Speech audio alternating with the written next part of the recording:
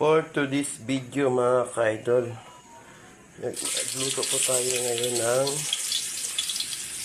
tahong. Ito po, iluhulog ko na po yung luya para po mas bumangong ating niluluto. Kailangan may luya. Ito mga ka-idol, tayo lang natin ng luya. Tapos isunod natin ang bawang. Ayan. Ito ang bawang. Sunod natin yung bawang pagkatapos sa luya. Ito mga ka-idol. Gisahan lang ang gisahin. Surog ulit natin ang sibuyas.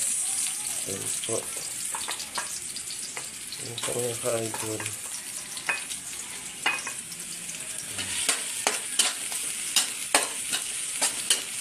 Ayan po mga ka-idol. Kasi surugin natin ang kamatis.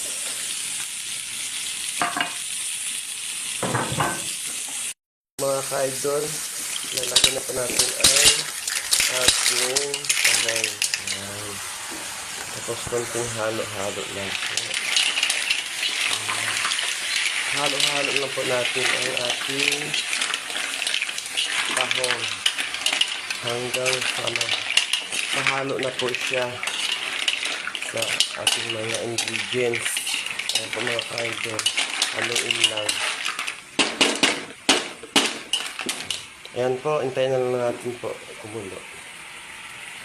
Mga ka-idol, lalagyan na po natin ng Sprite ng ating niluluto para po sasarap na lalo ang ating tahong. Ayan po. Ayan po mga ka-idol, ang ating tahong. Nilagyan na natin ng Sprite. Isang buong Sprite po ito.